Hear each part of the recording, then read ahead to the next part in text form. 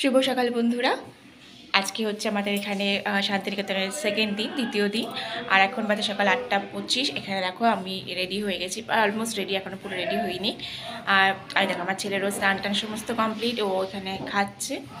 আমরা রেডি হয়ে নিয়েছি, প্রায় একটু বাকি আছে, আজ রেডি হব। এবারে আমরা একদম তারপর বেরোবো, বেরিয়ে বাইরে গিয়ে ব্রেকফাস্ট করব, তারপরে আমরা আবার ঘুরতে যাব। তো এখানে সকাল 9টাতে কোনো কিছু খোলে না আর কি, মাঝখানে ঘুরতে যাব। তো সেই কারণে আমরা লেট করছি, তাহলে আমরা উঠে গেছি অনেক আগে, মানে সকাল 6:30টার সময় উঠে পড়েছি।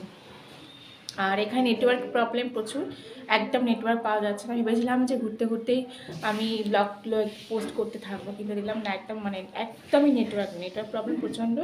তো পোস্ট তো হবে না, তো ফিরে গিয়ে আমি আস্তে আস্তে সব পোস্ট করব। তো কালকে তো সোনাঝুরি ঘুরলাম, জাস্ট শুধু ওটুকুই ঘুরেছি, আর কঙ্কালীতলা তো তোমাদের সাথে শেয়ার করেছি। আজকে চলো, আজকে দেখো কোথায় কোথায় যাই। আজকে অনেকগুলো জায়গায় দেখা যাচ্ছে, সারাদিন মোটামুটি আমরা দেখতে থাকবো। তো তোমাদের সাথে যতটা পারি অল্প অল্প করে আজকে শেয়ার করবো, ঠিক আছে? তো চলো, তো আমরা এখন বেরিয়েছি, যাচ্ছি হচ্ছে ব্রেকফাস্ট করতে। এই যে সবাই দাঁড়িয়ে আছি, আমরা রাস্তা ক্রস করবো, করে পাশে যাবো, কি একটু ব্রেকফাস্ট করবো, করে তারপর আমরা ঘুরতে বেরোবো, ঠিক আছে?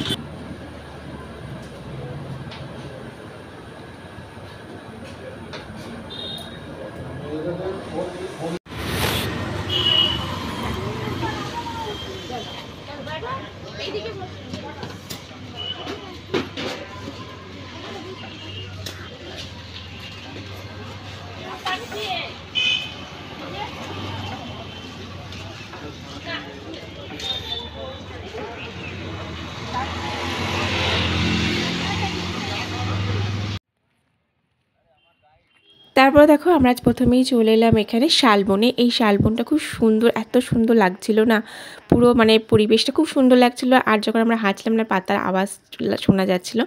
কিন্তু আমি কী করবো বলো, ব্লগ করতে করতে তোমাদের সাথে কিছু শেয়ার করিনি বলে আমাকে পরে ভয়েস ওভার দিতে হচ্ছে। ডান দিকে দেখো ওখানে ভিডিও শ্যুট হচ্ছে দোলের জন্য আর কি, আবির টাবির নিয়ে ওরা খুব সুন্দর নাচের পোজ করে এই যে ভিডিও শ্যুট করছিল, সেগুলো দেখলাম।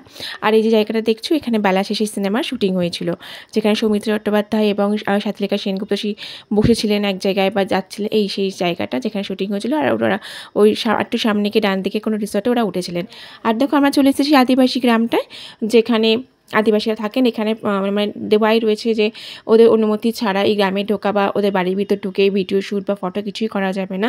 আর প্রতিটা বাড়ির গায়ে খুব সুন্দর আলপনা আঁকা বা এরকম সুন্দর নকশা করা চিত্র সব জায়গায় ছিল, খুব ভালো লাগছিলো। এটা একটা উমেন্স ইন্টারন্যাশনাল ফাউন্ডেশন, এখানে মেয়েদের নিয়ে নানান কাজ হয়, এবং এই গ্রামে এইসব জায়গায় বাড়িতে প্রচুর সিরিয়াল এবং সিনেমার অনেক শুটিং হয়েছে। এইটা হচ্ছে সেই গ্রামটা, বাড়িটা যেখানে বাহামনির শুটিং হয়েছিল। এই যে হ্যাঁ, কি গ্রাম? আচ্ছা, এটা হচ্ছে পলাশমণি গ্রাম, ঠিক আছে? তো এই যারা বাহামনি সিরিয়াল দেখেছো তারা জানবে, ঠিক আছে? এখানে বাহামনির শুটিং হয়েছিল। এই যে বাড়িটা, তো আমরা এখানে এখন ছবি টবি তুলবো।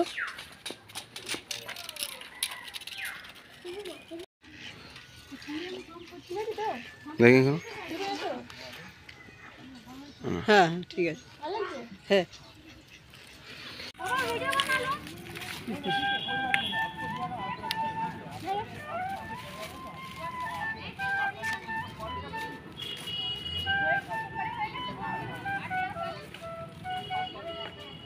সুন্দর বাঁশি বাজাচ্ছে বসে বসে এখানে এটাই ওদের জীবিকা। এরা এইভাবে শুনিয়ে আর কি, পয়সা যে যা দেয় সেটাই ওদের জীবিকা। এখানে ভালো লাগছে বাবা?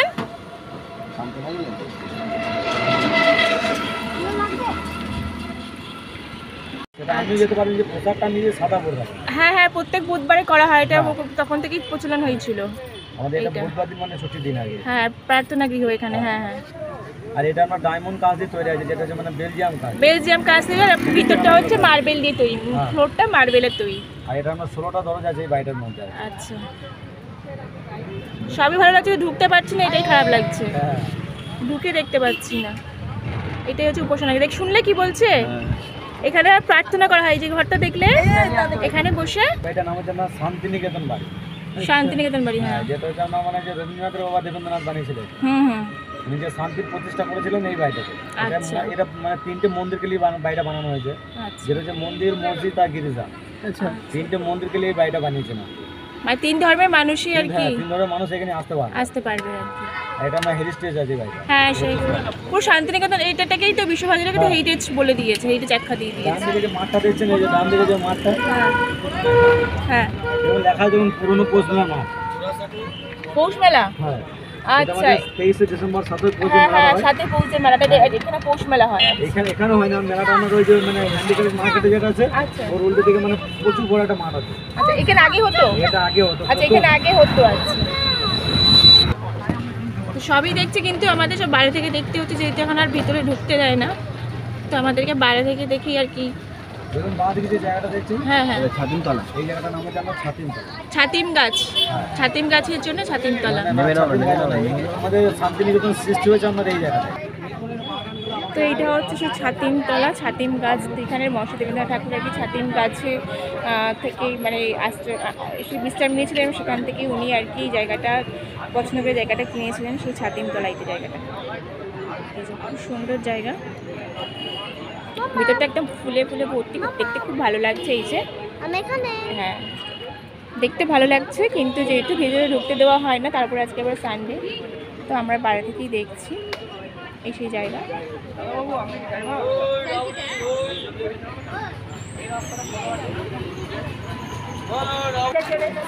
তো আমরা এখন এসেছি মিউজিয়াম দেখো, তো এখানে টিকিটের লাইন আছে, টিকিট কাটতে হবে। আর যেহেতু রবিবার খুবই ভিড় হচ্ছে।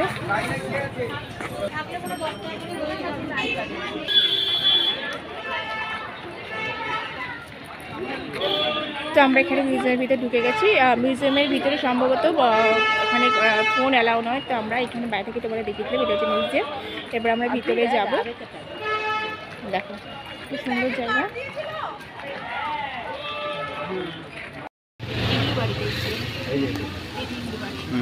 বাবা দেখো ইগলু বাড়ি, দেখো না ইগলু বরফের দেশে ইগলু হয় না, এটা এখানে আর কি স্ট্রাকচার তৈরি করতে গেছো, বলছো যে আমাদের দেশে না এরকম ধরনের বাড়ি হয়, তো এরা এখানকার স্টুডেন্টরা মিলে এরকম একটা বাড়ি তৈরি করেছে। এই দেখো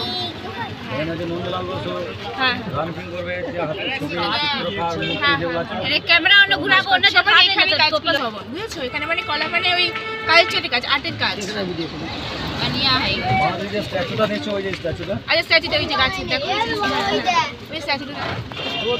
ছবিটার নাম হচ্ছে আপনার একটা গ্রাম ছাড়া রাঙামাটি পরিবার দিয়ে, দেখুন একটা আদিবাসী মানে পরিবার বন্যায় ঘর বাড়ি ভেঙে গেছে, এক দেশ থেকে এক দেশ চলে যাচ্ছে। হ্যাঁ এটা বানিয়েছে, এটা বানিয়েছিলেন আমাদের রামকিং করবে বলেছিলাম। হলুদের যে বাড়িতে দেখছেন এটা হচ্ছে মালঞ্চ। মালঞ্চের কথাটার অর্থ হলো যে মানে রবীন্দ্রনাথের যে ছোট মেয়ে ছিলেন মেরা দেবী, উনি যখন 18 বছর ক্যান্সার হয়ে যখন মারা যান, তখন রবীন্দ্রনাথ এই বাড়িটাতে 1 মাস ঢুকেছিলেন, ওনার শোকে আছে। তখন উনি এখান থেকে একটা বই উপন্যাস করেছিলেন, যে বইটার নাম দিয়েছিল মালঞ্চ বই। বর্তমানে এই বাড়িটা রবীন্দ্রনাথ নাম দিয়েছে মালঞ্চ বাড়ি। বাঁ দিকে যে স্ট্যাচুটা দেখছো, এই ছবিটার নাম হচ্ছে কলের বাঁশি। মানে কলের বাঁশি বলতে আগেকার দিনে তো ঘড়ি ছিল না, একটা রাইস মিলে একটা বাঁশি বাজলে, রাইস মিল মানে ধান মিলে একটা বাঁশি বাজলে, তখন ভোরে থেকে দেখুন দুটো আদিবাসী মহিলা মানে মাথায় ভাত নিয়ে কাজে যাচ্ছে, মানে মার মাসি কাজে যাচ্ছে, তখন বাচ্চাটা ওকে দেখেছে মার মাসি নেই, বাচ্চাটা মায়ের আঁচলটা ধরে টানছে, কাজে আছে সব আপনার এখানের মধ্যে আছে। এটা কলা ভবন। হ্যাঁ এটা কলা ভবন। এগুলো কি বন্ধ না ঢোকা যায়? না এটা বন্ধ।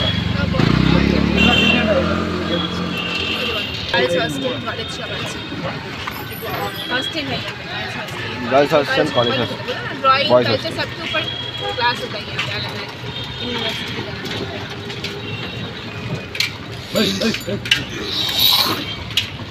এবং বাঁদিকে যে স্ট্যাচুটা দেখছেন এটা হচ্ছে একটা ধোপার মূর্তি।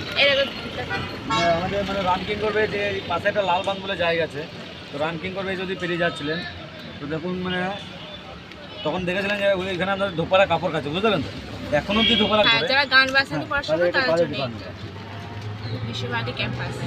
সাঁতার পুকুর, বিশ্বভারতী স্টুডেন্টদেরকে আগেকার দিনে এখানে সাঁতার শেখাতো। আচ্ছা ভিতরে জল আছে এখানে? ভিতরে জল আছে, সব আছে, কিন্তু ওখানে সুইমিং শেখাতো। হ্যাঁ মানে এখন শেখানো হয় নাকি এখন বন্ধ? আগেকার দিনে তো একটা স্টুডেন্ট মানে এখানে জলে ডুবে মারা গেছিল, ও ওই জন্য তখন থেকে মানে সাঁতার শেখাটা বন্ধ করে দিল। তখন বন্ধ ওই যে গোল্ডিংটা, ওই যে গোল্ডিংটা ওই আচ্ছা তৈরি করা দিয়েছে সব করছে মনে হয়। এই দেখছি শ্রীপল্লী বয়েজ হস্টেল, এই দেখছো। আর এইটা হচ্ছে সেই বাড়িটা, মানে অমর্ত্য সেনের বাড়ি। অমর্ত্য সেনকে তো আমরা সবাই চিনি, এটাই হচ্ছে সেই অমর্ত্য সেনের বাড়ি।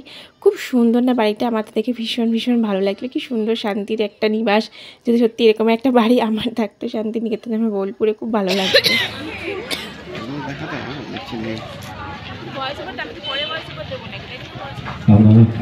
তো আমরা এখন এসে গেছি যেটা সৃজনী শিল্পগ্রামে এসে গেছি, দেখো সুন্দরভাবে সেজেছে। এবার এখানে কিছু প্রোগ্রাম হচ্ছে, তো আমরা এখন এখানটা ঘুরবো, এখানে অনেক কিছু পাওয়া যায়, দেখবো। তো চলো।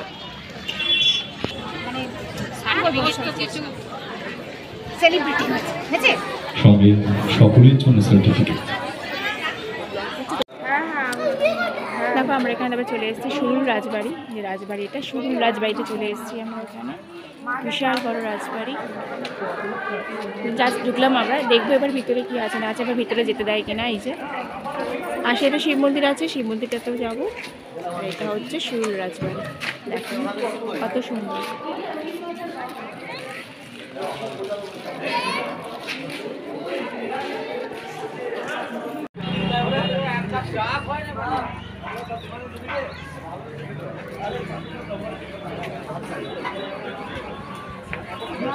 তো আমরা এখানে ঢুকছি, এবার লাঞ্চ করবো। লাঞ্চ করার জন্য আমরা এখানে ঢুকছি। বাবা ব্যাগ ট্যাগ রয়েছে একদম, দেখছো ব্যাগটা। তো লাঞ্চ করবো, চলো লাঞ্চ করে নিই এখান থেকে। তো এখানে দেখো আমাদের লাঞ্চ এসে গেছে, এই যে আমরা লাঞ্চ সবাই নিয়ে নিয়েছি। দেখো এখানে একদম কাঁসার থালায় করে লাঞ্চ দেওয়া হয়, এই যে দেখতেই পাচ্ছ, একদম কাঁসার থালায় করে এখানে লাঞ্চ সার্ভ করা হয়। তো চলো, আমার ছেলে খিদে পেয়েছে, লাঞ্চটাকে আমরা কমপ্লিট করে নিই। দেখছো পুরো একদম কাঁসার থালায়, সেই রাজবাড়ির মতন এখানে একদম অ্যাটমসফিয়ার। এখন কটা বাজে? তো এখন বাজে 6:20। আমরা একটু আগে এখানে হোটেল রুমে ফিরেছি,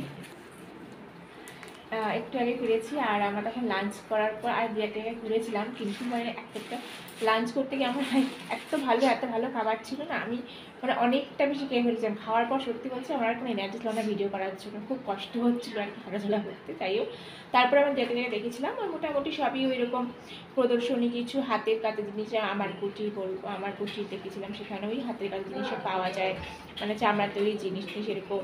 আবার কোপাই নদী কাজ যেরকম দেখেছিলাম, আজকেও সেরকম দেখেছিলাম কোপাই নদী কিছুটা, এরকমই কিছু দেখেছিলাম। দেখে আর বিশেষ কিছু লাঞ্চের পর সেরকম কিছু দেখা ছিল না, একটা বুদ্ধ মূর্তি দেখেছিলাম। তারপর আমরা আবার চলে গেছিলাম সেই কোপাই নদীর মানে সোনাঝুরি হাটে। আমার জায়গা নেই, আবার খেতে ইচ্ছাই করছে, আমার কিছু খেতে ইচ্ছাই করছে, রাতে ডিনার করবোই না। এটা সোনাঝুরি হাটে গেলাম, গিয়ে আজকে আবার শপিং করলাম। কালকে শপিং করেছিলাম, আজকে আরও শপিং করেছি। ননদরাও আজকে অনেক শপিং করেছে। তো এই জাস্ট আমরা এসেছি, এসে এখন ড্রেস নিচ্ছি, নিয়ে একটু পরে বেরোবো। বেরিয়ে এখানে একটু ফুচকা টুচকা কিছু খাবো। তো চলো, আজকে আর বেশি কিছু, ফুচকা খেতে যাবো যখন তখন বেশি কিছু ব্লগ করবো না। রাস্তা সেরকম কারো আলো থাকে না, সেরকম ভালো লাগবে না ব্লগ করতে, ঠিক আছে? তো বললাম তো এখানে একদম নেটওয়ার্ক নেই, নেটওয়ার্কের প্রবলেম ভীষণ। এখানে আমি তো কিন্তু পোস্ট করতে পারছি না, বাড়ি ফিরে গিয়ে তারপরে আস্তে আস্তে পোস্ট করবো। আর কালকে সকালেই আমরা চলে যাবো। তো মনটা খারাপ লাগছে, সারাদিন দুদিন কীভাবে যে কেটে গেলো বুঝতেই পারলাম না, এত সুন্দরভাবে কেটে গেল। তো আবার সেই একই জীবন। তো কাল সকালে উঠে আমরা ব্রেকফাস্ট করে বেরিয়ে যাবো একেবারে। তো চলো, আজকে আমি কিছু করছি না, স্নান টান করে খেয়ে দিয়ে বেরিয়ে যাবো। ছেলে এখন কি ভাব খাচ্ছে বসে বসে, ও খুব এনজয় করেছে। তুই মজা করেছো বাবা? ও ভীষণ মজা করেছে, সারাদিন শুধু দাদাদের সাথে খেলেছে, ঘুরেছে, ছুটেছে, সব কিছু করেছে। তো চলো, আবার যখন কালকে ফিরবো তখন আবার তোমাদের সাথে শেয়ার করবো কখন বেরোচ্ছি আর কি আছে। চলো, এই পর্যন্ত। পাটা মুছে উঠে পড়ো, ঠিক আছে? একটু ঠান্ডা লাগছে কি? তো এখন বাজে কটা বাজে? এখন বাজে 10টা। এইমাত্র আমরা এলাম, বাইরে থেকে এলাম আমরা। তারপরে আবার আমরা গিয়েছিলাম ওই সোনাঝুরি হাটে গিয়েছিলাম। আজকে অনেক শপিং করেছি, আজকে প্রচুর শপিং করেছি। হোটেলের পাশে বাইক দিতে সন্ধ্যা 6টার সময় এলাম, এসে বসে রেস্ট নিলাম সবাই মিলে। রেস্ট নিয়ে তারপরে আমরা বড়রা মিলে সবাই মিলে লুডো খেললাম। আর বাচ্চারা ওখানে ব্যাডমিন্টন নিয়েছিল, ঘরের মধ্যেই ব্যাডমিন্টন খেলছিল। মানে বাচ্চারা বোর হলো না, কেউ নিয়েছিলাম যাতে বোর না হতে হয়। তো তারপর কিছু খাওয়ার পর আমরা 8:30 নাগাদ আবার বেরোলাম। বেরিয়ে এখানে আর ভাত খেতে, রাত্রে আর ভাত ভীষণ কিছু খেতে ইচ্ছা করছিল না, কারণ দুপুরবেলা লাঞ্চটা বেশ ভারী হয়েছিল। তো সেই কারণে আমরা বেরোলাম, বেরিয়ে এখানে একটু হাঁটতে গেলাম। আর এখানে যেহেতু মানে টুরিস্ট প্লেস, তো অ্যাকচুয়ালি তো খুব তাড়াতাড়ি দোকানগুলো বন্ধ হয়ে যায়। তো গেলাম যেখানে মোমো খেতে, কালকে এখানে মোমো ছিল। তো মোমো খেতে গেলাম, তো মোমো পেলাম না, এখানে মোমো পেলাম না। চাউমিন পেলাম না, মানে হাঁটতে অনেকটা দূর চলে যেতে হয়েছিল। আর দূরে গিয়ে এক জায়গায় চাউমিন খেলাম। আমরা চাউমিন খেলাম, বাচ্চাদের অনেকে রোল খেলো। খেয়ে দেওয়ার আস্তে আস্তে